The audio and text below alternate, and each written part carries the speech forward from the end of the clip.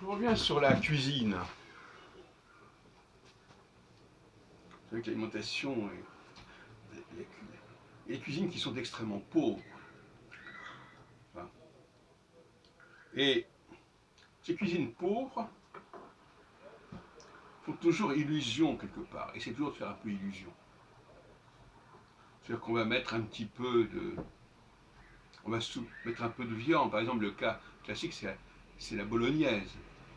Hein, on prend des pâtes, on met de la tomate par-dessus, on met un petit peu de viande hachée, et puis voilà, un petit peu de crème, enfin de la carbonara, etc. Voilà tout le secret de la cuisine italienne. La pizza, c'est pareil. On prend de la pâte et puis on met un petit peu de ceci, un petit peu de cela.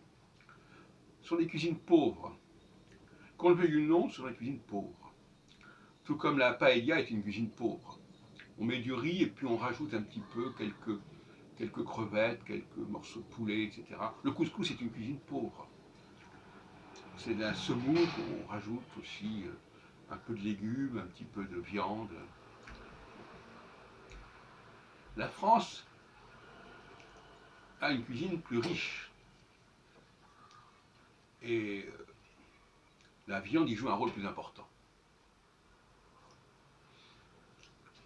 Alors vous me direz que paradoxalement, la cuisine c'est justement de faire quelque chose avec presque rien.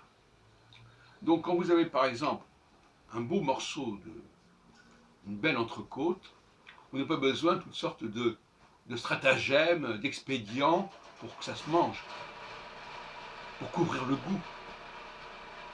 Par exemple, parfois, il y a des viandes avariées, mais qu'on peut manger quand on a rajouté des épices, etc.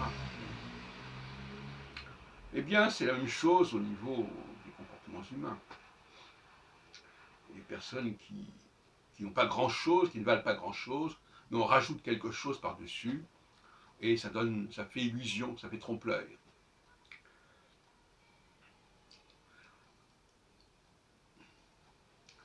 Je suis pour une vérité des choses. Je suis contre les gens qui se font passer pour ce qu'ils ne sont pas, et je suis contre les plats et les plats qui se font passer pour ce qu'ils ne sont pas. Et pour les langues, c'est pareil, tu vois. Il y a des langues comme ça, comme l'arabe, alors on met un petit peu de mots français pour faire illusion. Et les anglais, c'est pareil. À un moment donné, c'était ça. On prenait des mots, on empruntait quelques mots. Mais après, les Anglais, ils sont pris dans un, ils sont pris dans un engrenage.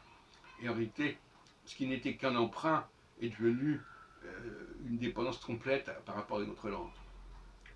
Il y a aussi le franco-hébreu qui est intéressant à étudier parce qu'il ne se pratique pas en France, il se pratique en Israël paradoxalement. C'est en Israël qu'on a inventé un nouveau judéo-français. Alors qu'il est perdu depuis l'époque de Rachid au XIIe siècle en France, plus ou moins, j'exagère. Mais quand on voit des émissions avec beaucoup de rabbins francophones, il y en a beaucoup en Israël, qui ont les blogs, qui ont des sites, etc. Eh bien voilà,